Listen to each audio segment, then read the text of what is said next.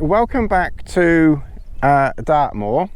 There's one tent just pitched in that valley over there, so we probably for the first time have company, albeit thank God a long way away. What a disaster. Maybe this should make the headlines in the newspapers. Tent pitches a kilometre away. Actually it's probably a bit less than a kilometre, it's maybe about 750 metres, something like that. I know when you get about 3/4 of the way up the hill, that's about a kilometre, so he's probably about 750 metres away. And there's a group of people sitting and congregating about 500 metres due, well, northeast of me, northwest of me, or northwest of me, I would say. I did last year, during lockdown, see one tent in the distance over there, so it's not unheard of to get another tent in eyesight, but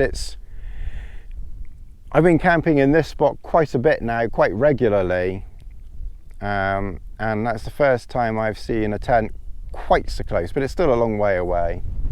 Hopefully we don't get any more popping up, and hopefully he'll piss off first thing in the morning. Mind you, I'm going back tomorrow as well. I'm trying to get out twice a month, once for 3 nights and once for 2 nights. Clearly I can't get out for 3 nights twice, that's pushing it. I've got things I need to do at home, but I'm trying to get out twice a month where I possibly can, like I said, for 3 nights and for 2 nights on each occasion, just vary it around a bit. So I didn't film it because I wasn't going to do a regular video, but I did have the Trailstar pitched, cuben. You'll see that obviously in another video anyway.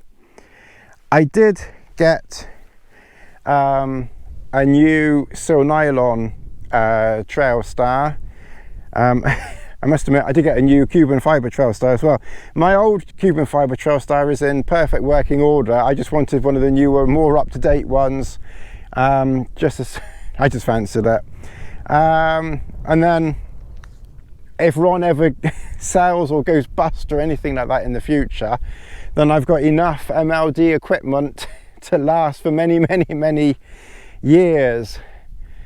In the annals, not annals, in the annals of camping and things like that, they're sort of, do you remember Ron Bell? MLD Ron Bell sold to the North Face. Can't ever see that happening. Went bust. Tony Hobbs carries on using their products for 50 years after. Ron Bell hasn't gone bust. MLD is still there, not sold, I don't think, and I would hope that it would stay independent for a very, very long time, if not indefinitely.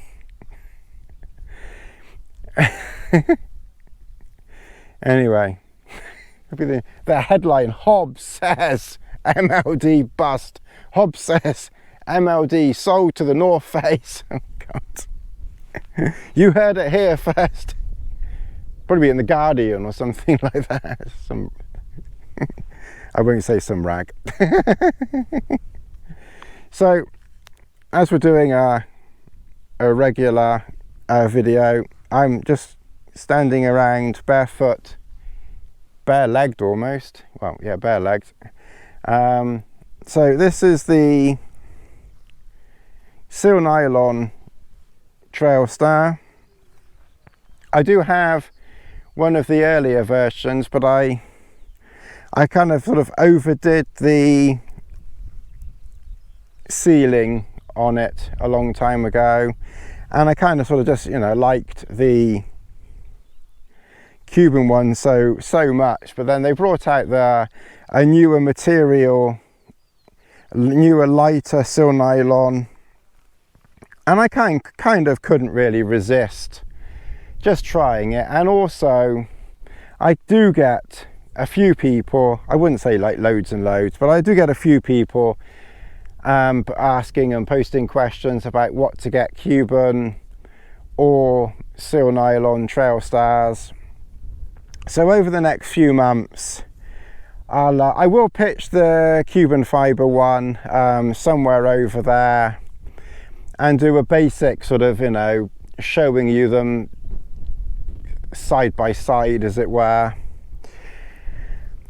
But an actual video of comparing them, you know, inside each one and that type of thing, I'll save that for, you know, a little while into the future.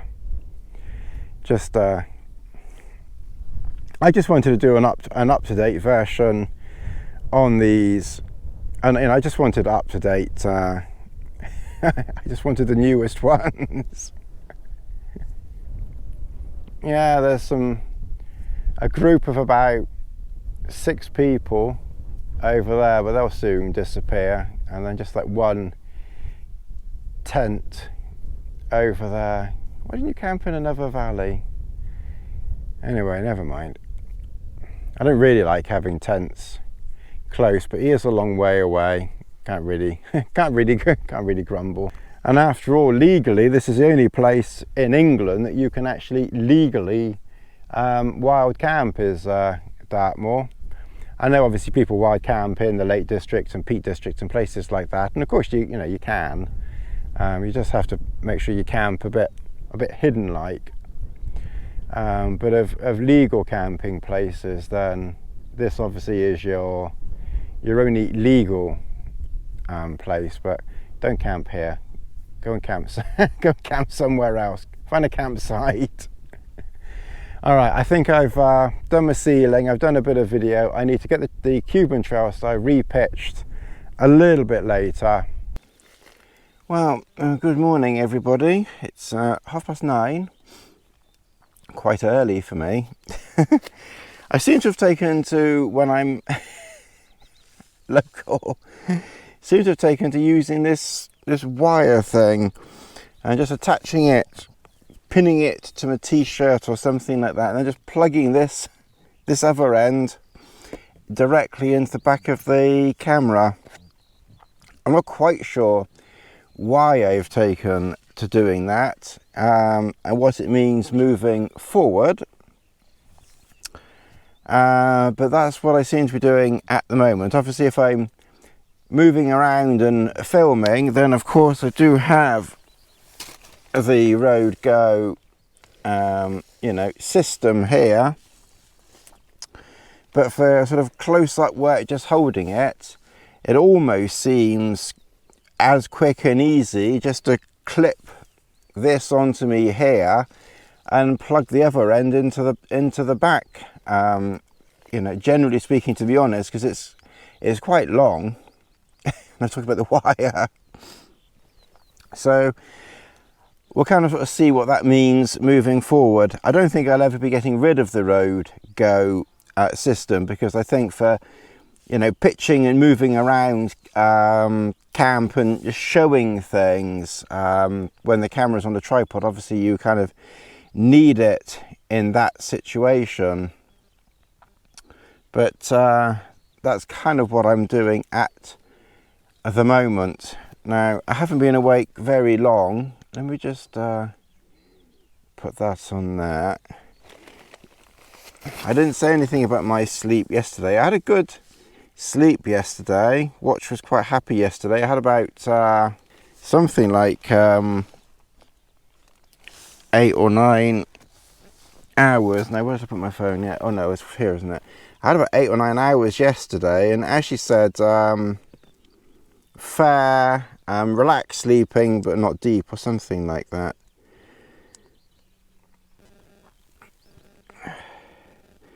And today it says score 75, quality fair, long but unrefreshing sleep. Well, long sleep is better than no sleep at all. I'm not getting so much of the REM sleep here. It says I fell asleep at 11:20, which is probably about true. And then it says I woke up at 7:40. Well, that's true, although I did fall asleep again, which I don't think it's picked up again. I woke up at about, must have been about 7:40, and then I stayed awake for an hour or so. And then I think around about maybe 8:30 or something like that, I put my head down again. I thought, well, you know, I'm quite happy just to, you know, close my eyes for a bit longer. Close my eyes. Close my eyes, and then I think it was about 9:15, so maybe like half an hour isn't enough time for it to recognize that you're asleep.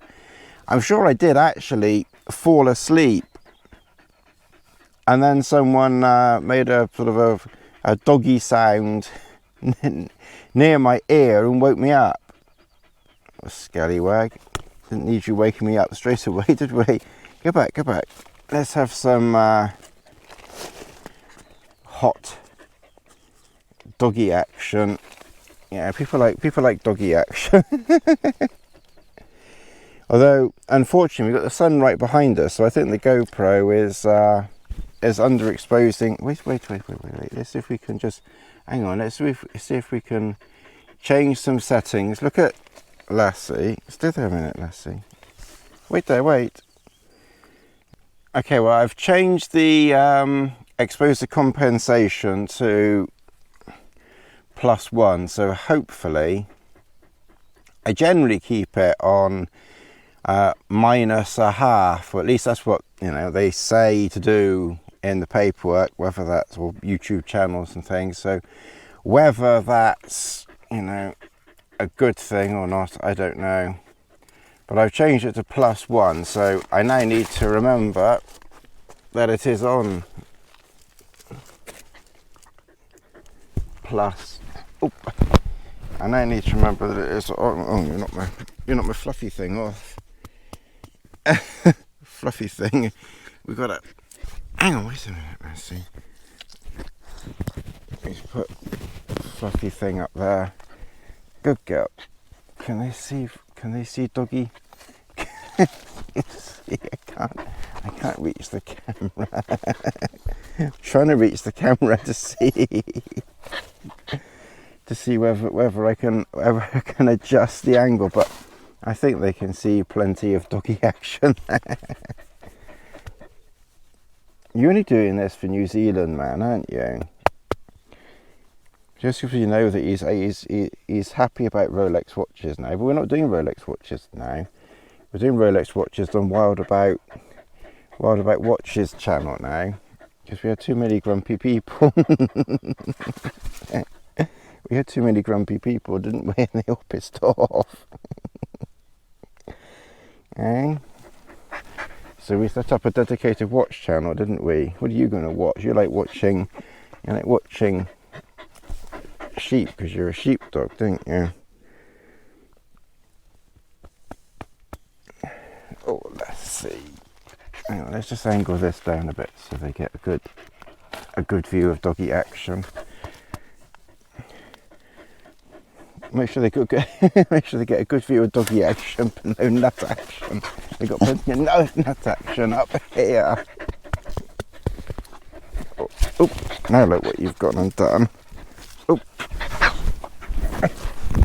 Oh, hang on, wait.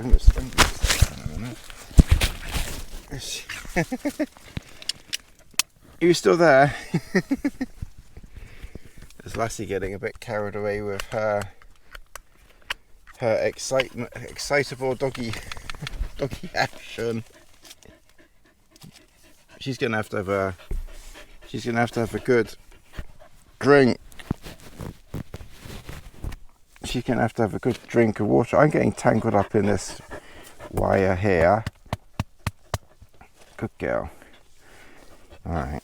Well, I think that's enough doggy action for now. It's satisfied most people.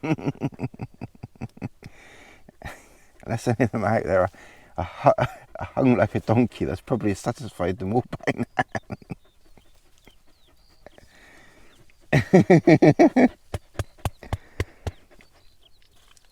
What was that? What are you saying? What was that? You see, well, I'm hung like a blue whale, am I? Have you been looking, have you? Really? Yeah. Hung like a blue whale, am I? Oh, yeah, she's excited. She says I'm hung like a blue whale. Oh, Lassie. Oh, the filth that goes on inside these. Oh, the filth that goes on under a Trailstar Lassie, eh? Alright, I think that's enough excitement now. I think everybody is now satisfied. Oh God, you want some more, do you? You better go and get yourself a drink in a minute. Alright, and I need to have another cup of tea if you don't mind. Alright, go on then, go and settle down. Oh, go and settle down. Oh God, oh, ow. Oh God. Oh, Lassie. A mouthful of paw and a mouthful of tongue. Oh, let's have some more tongue. Alright, that's enough. That's enough of that. You give them all ideas. We'll get us banned from YouTube for pornography.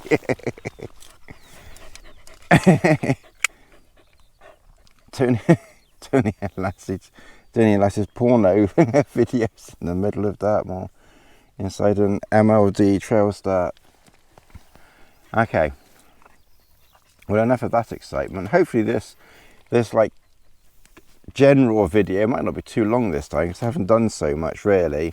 I really kind of just do this video because I know just a 1 or 2 or 3 or 4 of you kind of like, you know, enjoy just a bit of nonsense. So really that's what YouTube is about for me, is just a bit of nonsense really. I mean, I'm sure my subscribers and viewers and hours this and points that will go up in time, but you know, and obviously now I set up this watch channel, so wild about watches, go over and watch the whole video, try and get the subscribers up to 1,000 and watch time hours up to 4,000. You know, how the hell am I going to do that? Realistically, how the hell am I ever going to do that with just 6 and counting Rolex watches? Yeah, I've done that because, you know, to keep the stations separate and everything, but realistically, I don't know how I'm ever going to build a channel up like that. I struggled to build this bloody one up from over nearly 10 years. Anyway, wild about watches, check it out. No paid, I'm paid, no one's paid me. I was thinking of, because maybe, I know most of you who don't like the watches, you know, won't go over there, but 1 or 2 of you who sort of like the watches and the outdoor, I was sort of thinking, without turning a watch channel into an outdoor channel, because obviously that defeats the object, and I don't know how to do it. I've done a couple of ideas which I'll maybe post. I think it would be literally be like a minute video. I don't think it'll be much, but I just had this idea that maybe I can film from the point of view of the watch and then make a video of the watch, but with scenery in the background or something, you know, doing something in the tent. Not that. That I can put on the watch channel that might be a little bit different to differentiate it from other watch channels who obviously, you know, can have access to like loads of watches. And I suppose if anyone's watching and has a watch that I could, you know, like review or play with or talk about or something, let me know in the comments below. I wanted to try a little experiment, and this is rather telling. I will try and fix it. I pitched the inner at its full height. Okay, I've still got my bungee cord wrapped around it, but that's not actually going to affect the height in here. If anything, in the cuben Trailstar, there was just a round D-ring on the top, and in this one, you've got a hook, which you can see there, which kind of means that, which kind of means that you have to pitch this one a fractionally higher than the cuben. Now, I haven't adjusted any pegs yet, but a basic height increase, even with silnylon, gives us some flappy bits. Now, I am going to have a wander around and just see whether I can remove them. It's mainly at the back, so we can probably pull them carefully to the front. Okay, I've lengthened most of the lines,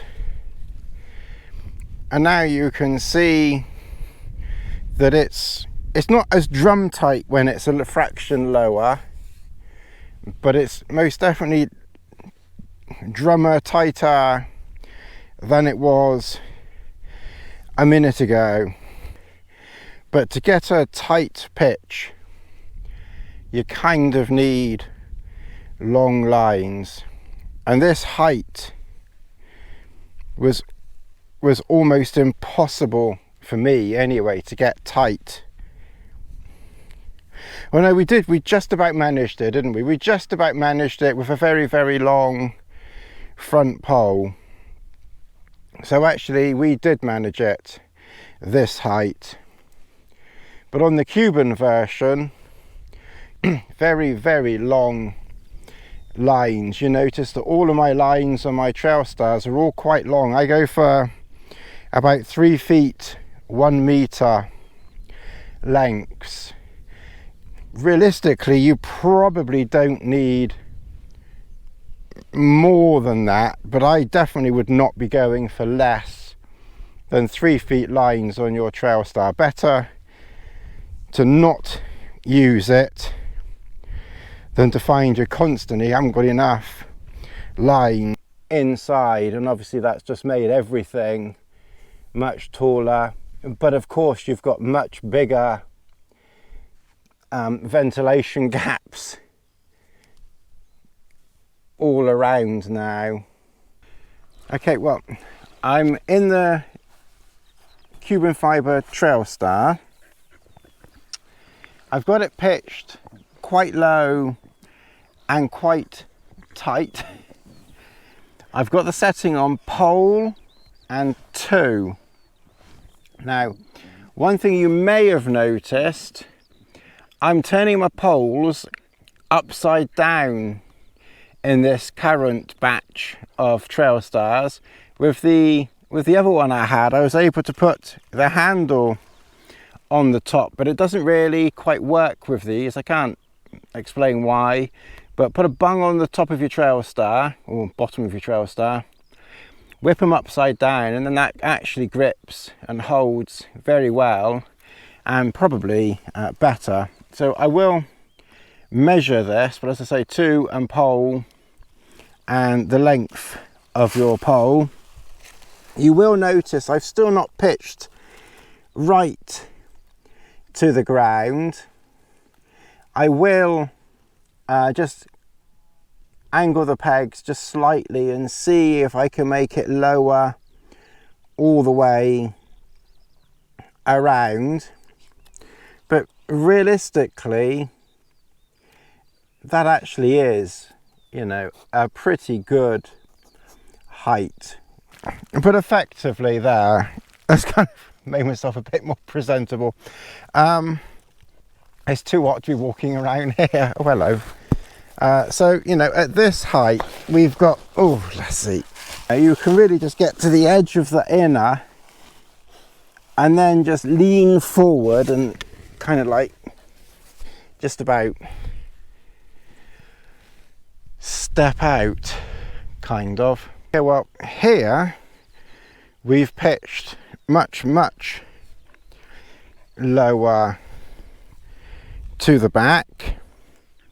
The back is almost pitched to the ground, and I just moved that peg forward to the front a little, that one forward to the front a little, but you're quite limited to how much you can move.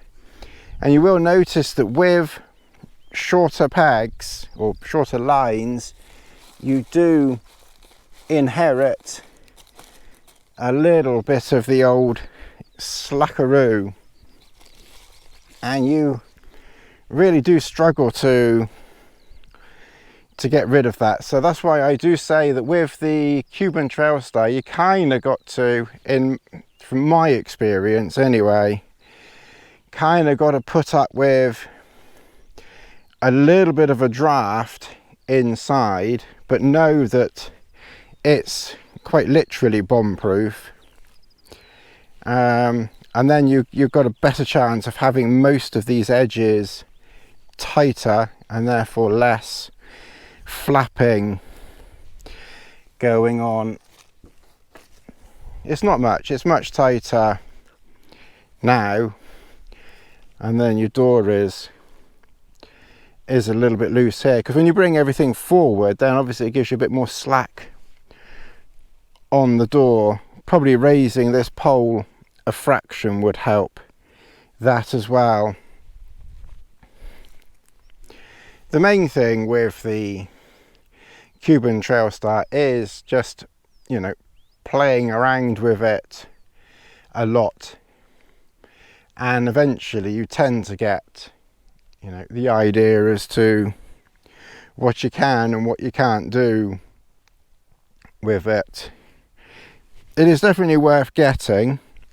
It's still my favourite, but having seen the ease and simplicity of the silnylon, then I think a lot of you will, you know, instinctively go for the ease and simplicity of, you know, silnylon, and that is definitely understandable. But Cuben is fun once you've once you accept the slight limitations of a non-stretch material. Okay, well, here we've managed to pitch it very low. Okay, now look, so this side is a little higher off the ground. The back, which would be taking the brunt of the weather, is quite low to the ground. You're not going to get any lower than that, because if you get lower, the cut, the cantonary cut, if there is one in this, comes in, and then you can already see that it's starting to come in on you there. So you really can't go any lower than this. Well, not easily. And then I've made this side a little bit higher, because realistically, and again, this is just my experience, it's difficult to have both sides the same height. You can, but if you want one side close to the ground, then you're going to struggle to get the other side very close to the ground. But you can do it. You could just pull the peg in a little bit, but you've got to balance out giving you plenty of space inside. Let's see.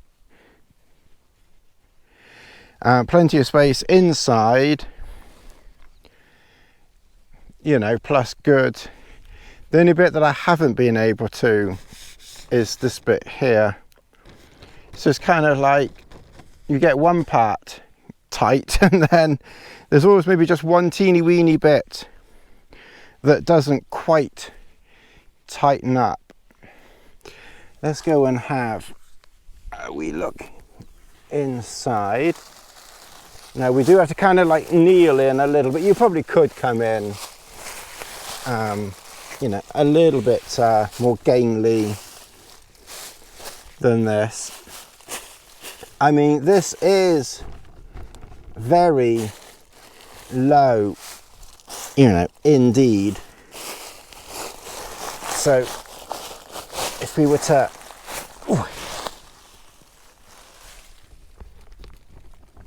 lie down there. So this is on pole and pole, and realistically I don't think I've ever had it this low. I think I've always gone just that little bit higher. You know, you've got some maybe possible probable ingress of a breeze, but not so much. And you see what I mean? If you get any lower than this ridge line here, it starts to come in on you. Now realistically in this instance that's not really a problem, because when you're lying down you're not anywhere near the, you know, the Trailstar, and obviously my legs are there. Got to factor in a sleeping mat, but you know, you're still nowhere, you're close to it, but you're not really anywhere near that. So I think realistically this is as low as you can pitch this thing, and clearly this is going to give you, you know, a great deal of protection. I mean, the edge there is pitched very low. That section there is maybe a little bit higher, and that one there's a little bit higher. You kind of got to figure out your angles, because if you make that line too long, then this one here then gets flappy. So you do have to, you know, you do have to fiddle around with it. I think what I do, I sort of do this as a sort of a chatty video about it, and then I think it might be useful for people who struggle with this shelter when I've got more time, another time, to bring it out and show you all the quirks of it, that when you put a line here it goes all slack, and then if you do this you can rectify it. So it might be worth going through it, you know, and pitching it badly and how to get it correctly pitched. I've given you a rough idea here, but we haven't like taken baby steps, as it were, with it, and that might be useful for people. And you know, I can still just about crawl out of it. So that's something that might be of interest to people with the Cuben Trailstar. I'll have to figure out how I do all these videos now.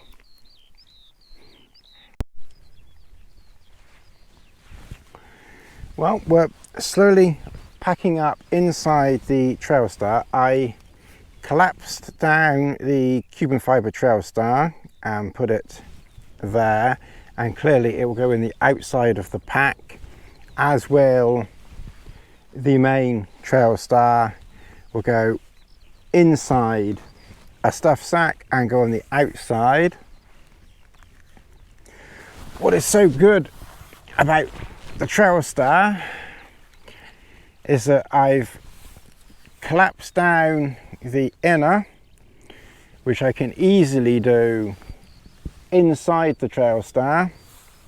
Now admittedly the weather is quite pleasant outside, so it's not essential to do every single thing inside your shelter, but when you have oodles of space, as you do inside a Trailstar, or indeed even a duo tarp or pyramid mid, you try and do all of this inside, you know, a tiny teeny weeny tent. And yes, you can do it. I mean, you can. I'm not saying that you can't. You can, but it's not exactly comfortable to be able to do it inside somewhere small and pokey.